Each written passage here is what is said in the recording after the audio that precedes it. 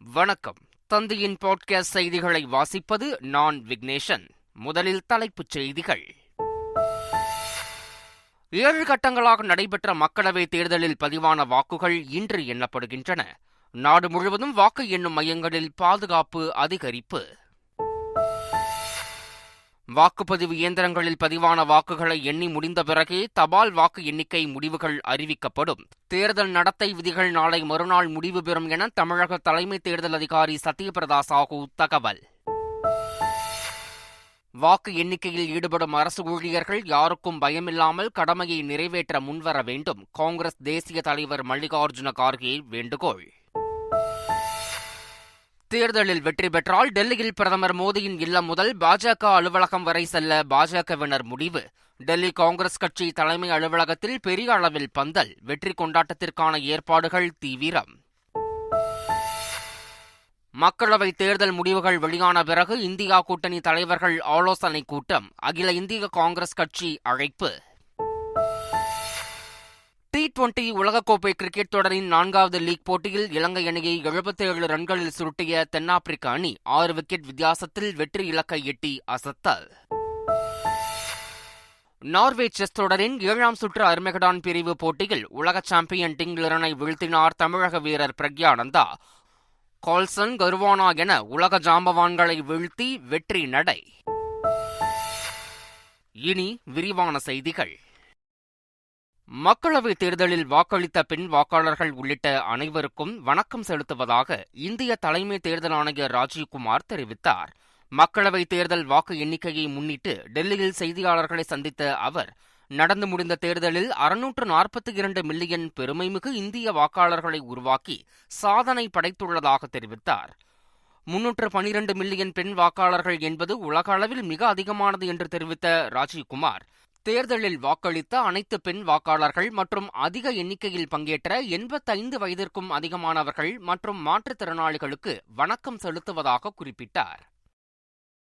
அனைத்து சுற்று வாக்கு எண்ணிக்கை முடிந்த பிறகே தபால் வாக்குகள் முடிவு அறிவிக்கப்படும் என்று தமிழக தலைமை தேர்தல் அதிகாரி சத்யபிரதா சாஹூ தெரிவித்துள்ளார்.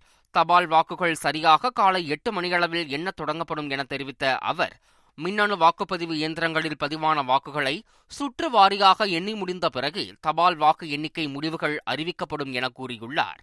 இயந்திரங்களில் பதிவான வாக்குகளை எண்ணும் போது ஒவ்வொரு சுற்றுக்கு பிறகும் தேர்தல் நடத்தும் அதிகாரி மற்றும் பார்வையாளர் கையொப்பமிட்ட பிறகு அதிகாரப்பூர்வமாக முடிவு அறிவிக்கப்படும் என தெரிவித்தார். வாக்கு எண்ணிக்கையின் போது ஏதாவது 5 விவிபேட் இயந்திரம் தேர்வு செய்யப்பட்டு அவற்றில் பதிவான வாக்குகள் எண்ணி சரிபார்க்கப்படும் என்றும் கூறியுள்ளார். வாக்கு எண்ணிக்கை விவரங்கள் குறித்த தேர்தல் ஆணையத்தின் நடவடிக்கைகள் குறித்து சந்தேகித்தது ஏற்றுக்கொள்ள முடியாது என இந்திய தலைமை தேர்தல் ஆணையர் ராஜீவ்குமார் தெரிவித்துள்ளார். மக்களவைத் தேர்தலில் சுமார் 10,000 கோடி ரூபாய் மதிப்புள்ள பொருட்கள் பறிமுதல் செய்யப்பட்டுள்ளதாக தெரிவித்தார்.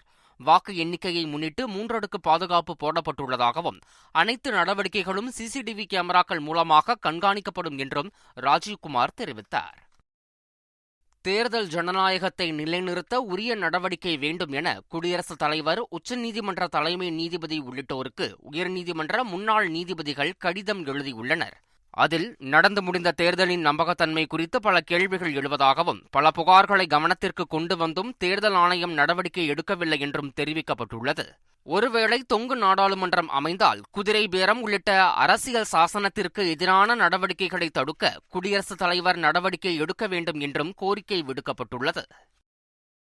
மக்களவைத் தேர்தல் முடிவுகள் இன்று வெளியாக உள்ள நிலையில் தேர்தல் வெற்றியை எப்படி கொண்டாடுவது என்பது தொடர்பாக பாஜகவினர் ஆலோசனை மேற்கொண்டனர். தேர்தலுக்கு பிந்தைய கருத்து கணிப்புகள் பலவும் பாஜக மீண்டும் வெற்றி பெற்று ஆட்சி அமைக்கும் என தெரிவித்திருப்பதால் உற்சாகம் அடைந்துள்ள பாஜக 3வது முறையாக ஆட்சி அமைக்கும் முனைப்பில் உள்ளது. இதனால் தேர்தல் வெற்றி கொண்டாட்டம் குறித்து பாஜக தேசிய தலைவர் JP நட்டாவின் இல்லத்தில் ஆலோசனை நடைபெற்றது. பிரதமர் மோடியின் இல்லத்தில் இருந்து பாஜகவின் அலுவலகம் வரை பிரம்மாண்ட சாலை பேரணியை நடத்த பாஜக திட்டமிட்டுள்ளதாக தகவல் வெளியாகியுள்ளது. மக்களவைத் தேர்தல் வாக்கு எண்ணிக்கையை ஒட்டி டெல்லி காங்கிரஸ் கட்சியின் தலைமை அலுவலகத்தில் மிகப்பெரிய அளவில் பந்தல் அமைக்கப்பட்டுள்ளது. மக்களவைத் தேர்தலில் பதிவான வாக்குகள் இன்று எண்ணப்படுகின்றன. இந்த நிலையில் டெல்லியில் உள்ள காங்கிரஸ் தலைமை அலுவலகத்தில் பல்வேறு ஏற்பாடுகள் செய்யப்பட்டு வருகின்றன. வாக்கு எண்ணிக்கை தகவல்கள், உடனுக்குடன் செய்தியாளர் சந்திப்பு மற்றும் வெற்றி கொண்டாட்டத்திற்கென இனிப்புகள் ஆர்டர் செய்யப்பட்டுள்ளன. கட்சி அலுவலகத்தில் மிகப்பெரிய பந்தல் அமைக்கப்பட்டுள்ளது. இதேபோல டெல்லி பாஜக தலைமை அலுவலகத்திலும் பந்தல் அமைக்கப்பட்டுள்ளது. வாக்கு எண்ணிக்கையில் ஈடுபடும் அரசு ஊழியர்கள் யாருக்கும் பயமில்லாமல் கடமையை நிறைவேற்றுமாறு காங்கிரஸ் தலைவர் மல்லிகார்ஜுன கார்கே வேண்டுகோள் விடுத்துள்ளார். வாக்கு எண்ணும் பணியில் ஈடுபட்டுள்ள அரசு ஊழியர்கள் மற்றும் அதிகாரிகளுக்கு மல்லிகார்ஜுன கார்கே கடிதம் ஒன்றை எழுதியுள்ளார். அதில் தன்னாட்சி அமைப்புகளின் மீது கடந்த 10 ஆண்டுகளாக ஆளும் கட்சியால் தாக்குதல் நடத்தப்பட்டதாக குறிப்பிட்டுள்ளார். இந்தியாவை சர்வாதிகார நாடாக மாற்ற பரவலாக போக்கு நிலவுவதாக குறிப்பிட்டுள்ள மல்லிகார்ஜுன கார்கே, சில அரசு நிறுவனங்கள் தங்களின் சுதந்திரத்தை விட்டுவிட்டு ஆளுங்கட்சியின் கட்டளைகளை பின்பற்றி வருவதாக தெரிவித்துள்ளார். அரசு ஊழியர்கள் அரசியலமைப்பை கடைபிடித்து தங்களது கடமைகளை நிறைவேற்ற வேண்டும் என்றும் வேண்டுகோள் விடுத்துள்ள அவர், வாக்கு எண்ணிக்கையின் போது யாருக்கும் பயப்பட வேண்டாம் என்றும் கேட்டுக் கொண்டுள்ளார். விவேகானந்தர் மண்டபத்தில் பிரதமர் மோடி அமர்ந்தபோதும் சுற்றி சுற்றி புகைப்படம் எடுத்தபோதும் வள்ளுவர் சிலைதான் தெரிகிறது என்றும் அச்சிலை கலைஞரின் பெயரைத்தான் உலகிற்கு சொல்கிறது என்றும் விடுதலை சிறுத்தைகள் கட்சித் தலைவர் திருமாவளவன் தெரிவித்துள்ளார். சென்னையில் தெற்கு மாவட்ட திமுக சார்பில் கலைஞர் நூற்றாண்டு நிறைவு விழா வாழ்த்தரங்கம் நடைபெற்றது. விழாவில் பேசிய திருமாவளவன், விவேகானந்தர் அமர்ந்த இடத்தில் அமர்ந்து அகில இந்திய அரசியலை நகர்த்த நினைப்பதாக விமர்சித்தார். சென்னையில் திமுக எம்பி டி.ஆர். பாலு வீட்டை நோட்டமிட்ட வாகனத்தை மடக்கி பிடித்து போலீசார் விசாரணை மேற்கொண்டு வருகின்றனர். தி.நகர் ராமன் சாலையில் உள்ள திமுக மூத்த தலைவர் எம்பி டி.ஆர். பாலு வீட்டின் அருகே கேமரா பொருத்திய வாகனம் ஒன்று சுற்றிக் கொண்டிருந்தது. இதுகுறித்து பொதுமக்கள் தேனாம்பேட்டை காவல் நிலையத்திற்கு தகவல் கொடுத்தனர். போலீசார் விரைந்து வந்து வாகனத்தை மடக்கி பிடித்தனர். விசாரணையில் அந்த வாகனம் சாலை சர்வே செய்த வாகனம் என தெரிய வந்தது. அதற்கு உரிய ஆவணங்கள் இருந்ததாலும் விசாரணைக்கு பின் சம்பந்தப்பட்ட தனியார் நிறுவனத்திடம் அந்த வாகனம் ஒப்படைக்கப்பட்டது. பங்களாவில் மின் இணைப்பு துண்டிக்கப்பட்டதை எதிர்த்து முன்னாள் சிறப்பு டிஜிபி ராஜேஷ் தாஸ் தாக்கல் செய்த மனு மீதான தீர்ப்பை சென்னை உயர்நீதிமன்றம் தேதி குறிப்பிடாமல் தள்ளி வைத்துள்ளது. தையூர் பங்களாவின் மின் இணைப்பை துண்டித்ததை எதிர்த்து அவர் தாக்கல் செய்த வழக்கு நீதிபதி அனிதா சுமந்த் முன்பு விசாரணைக்கு வந்தது. வழக்கில் அனைத்து தரப்பு வாதங்களும் நிறைவடைந்ததை அடுத்து ராஜேஷ் தாஸ் மனு மீதான தீர்ப்பை நீதிபதி தேதி குறிப்பிடாமல் தள்ளி வைத்துள்ளார். தென்கிழக்கு டெல்லியில் சரிதா விகாரில் தாஜ் எக்ஸ்பிரஸ் ரயிலில் தீ விபத்து ஏற்பட்டது. 8 தீயணைப்பு வாகனங்கள் சம்பவ இடத்திற்கு விரைந்து தீயை கட்டுக்குள் கொண்டு வந்தன. பாதிக்கப்பட்ட பெட்டிகளில் இருந்து பயணிகள் சரியான நேரத்தில் வெளியே வந்ததால் சம்பவத்தில் யாருக்கும் காயம் ஏற்படவில்லை என்று அதிகாரிகள் தெரிவித்தனர். D3 மற்றும் D4 ஆகிய பெட்டிகள் தீயில் எரிந்து முற்றிலும் நாசமானது. D2 பகுதி சேதமடைந்தது. தீ விபத்திற்கான காரணம் குறித்து விசாரணை நடைபெற்று வருகிறது. மகாராஷ்டிர மாநிலத்தில் இருசக்கர வாகனங்கள் மீது கார் மோதிய விபத்தில் 3 பேர் உயிரிழந்துள்ளனர். கோலாப்பூரில் அதிவேகத்தில் வந்த கார் ஒன்று தரையிட்டு ஓடி முன்னால் சென்ற இருசக்கர வாகனங்களின் மீது மோதியதில் இருசக்கர வாகனங்கள் தூக்கி வீசப்பட்டன. இந்த கோர விபத்தில் 3 பேர் உயிரிழந்துள்ள நிலையில் பலர் காயமடைந்துள்ளனர். காரை இயக்கியது 70 வயது முதியவர் என்றும் அவர் திடீரென மாரடைப்பு ஏற்பட்டு உயிரிழந்ததால் இந்த விபத்து நேரிட்டது என்றும் தெரியவந்தது. போதை விருந்தில் பங்கேற்ற வழக்கில் தெலுங்கு நடிகை ஹேமா கைது செய்யப்பட்டார். பெங்களூரு அருகே கடந்த மாதம் 19ஆம் தேதி கோபாலரெட்டி என்பவரது பண்ணை வீட்டில் நடந்த விருந்தில் போதைப் பொருட்கள் பயன்படுத்தப்பட்டது தெரிய வந்தது. இந்த விருந்தை ஏற்பாடு செய்த 5 பேரை மத்திய குற்றப்பிரிவு போலீசார் கைது செய்தனர். இந்த விருந்தில் பங்கேற்ற தெலுங்கு நடிகை ஹேமா உட்பட 88 பேர் போதைப் பொருட்கள் பயன்படுத்தியது தெரிய வந்தது. ஏற்கனவே 2 முறை அழைத்தும் நடிகை ஹேமா விசாரணைக்கு ஆஜராகாத நிலையில் தற்போது விசாரணைக்கு அழைக்கப்பட்டு கைது செய்யப்பட்டுள்ளார். செல்லப்பிராணிகள் பராமரிப்பு மையங்களுக்கென தனி விதிமுறைகளை வகுக்க கோரிய விண்ணப்பத்தை பரிசீலித்து உத்தரவு பிறப்பிக்க தமிழக அரசுக்கு சென்னை உயர்நீதிமன்றம் உத்தரவிட்டுள்ளது. விலங்குகள் நல ஆர்வலர் ஆண்டனி கிளமெண்ட் ரூபன் என்பவர் தாக்கல் செய்த மனுவில் செல்லப்பிராணிகள் வளர்ப்போர் வெளியூர் செல்லும் போது பிராணிகளை பராமரிப்பு மையங்களில் கட்டணம் செலுத்தி அவற்றை அங்கு சேர்த்துச் செல்வதாக குறிப்பிட்டுள்ளார். தகுதியில்லாத நபர்களை பராமரிப்பாளர்களாக நியமித்துள்ளதால் சில நேரங்களில் பிராணிகள் இறந்து விடுவதாக தெரிவித்துள்ளார். மனுவை விசாரித்த உயர்நீதிமன்றம் மனுதாரரின் கோரிக்கையை பரிசீலித்து தகுந்த உத்தரவு பிறப்பிக்க தமிழக அரசுக்கு உத்தரவிட்டது. நடிகை ஷாலினி அஜித்குமார் தனது பெயரில் போலி சமூக வலைதள கணக்கு தொடங்கப்பட்டிருப்பதாக தெரிவித்துள்ளார். தனது இன்ஸ்டாகிராம் பக்கத்தில் எச்சரிக்கை அறிவிப்பு ஒன்றை வெளியிட்டுள்ள நடிகை ஷாலினி அஜித்குமார் தனது பெயரில் செயல்பட்டு வரும் எக்ஸ் வலைதள பக்கம் தன்னுடையது இல்லை என்றும் அதை நம்பி யாரும் ஏமாற வேண்டாம் எனவும் தெரிவித்துள்ளார்.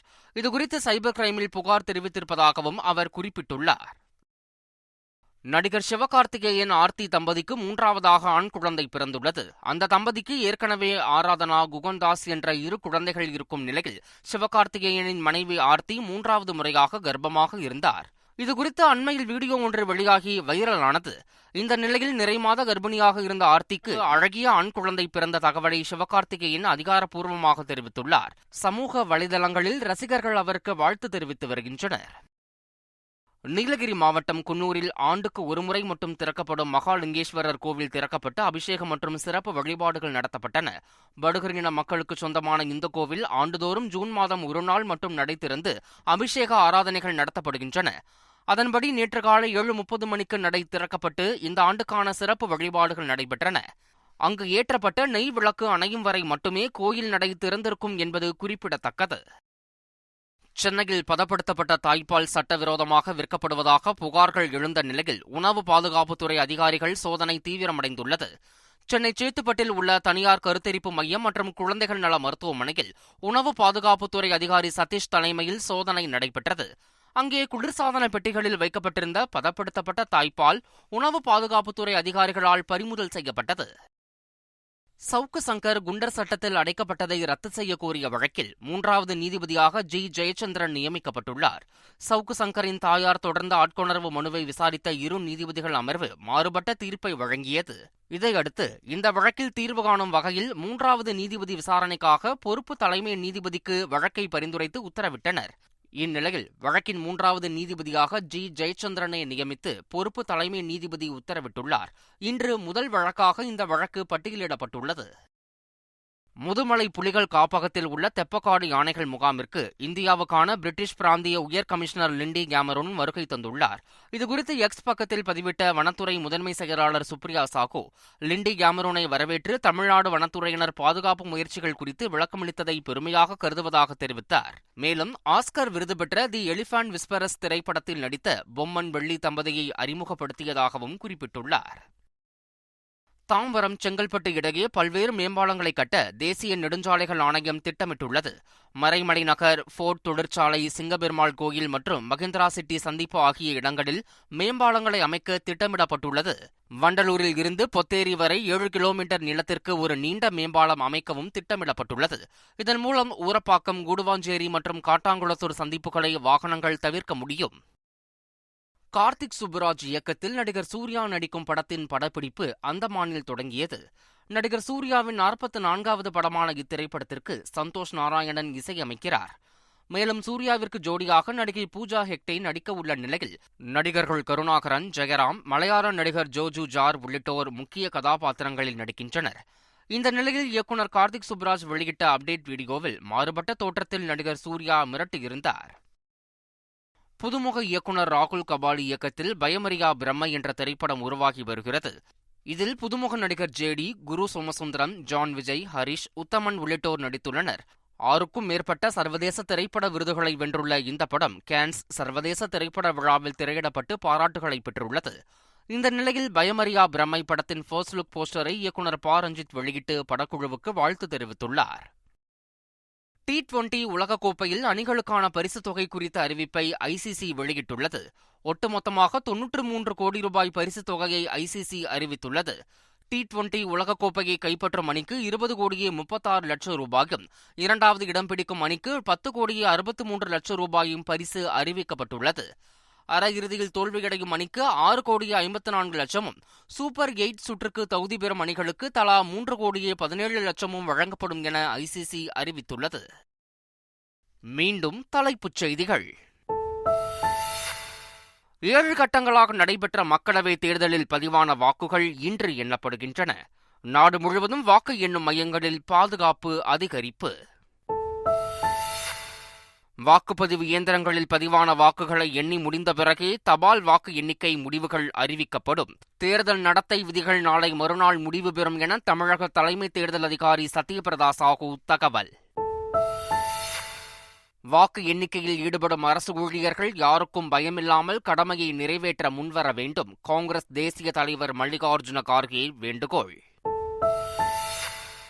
தேர்தலில் வெற்றி பெற்றால் டெல்லியில் பிரதமர் மோடியின் இல்லம் முதல் பாஜக அலுவலகம் வரை செல்ல பாஜகவினர் முடிவு.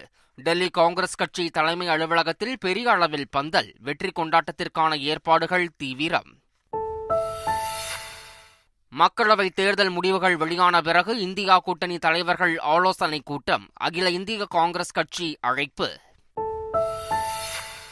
T20 உலகக்கோப்பை கிரிக்கெட் தொடரின் 4வது லீக் போட்டியில் இலங்கை அணியை 77 ரன்களில் சுருட்டிய தென்னாப்பிரிக்க அணி 6 விக்கெட் வித்தியாசத்தில் வெற்றி இலக்கை எட்டி அசத்தல். நார்வே செஸ் தொடரின் 7ஆம் சுற்று அர்மெகடான் பிரிவு போட்டியில் உலக சாம்பியன் டிங் லிரனை வீழ்த்தினார் தமிழக வீரர் பிரக்யானந்தா. கால்சன், கருவானா என உலக ஜாம்பவான்களை வீழ்த்தி வெற்றி நடை. இத்துடன் செய்திகள் நிறைவடைகின்றன. வணக்கம்.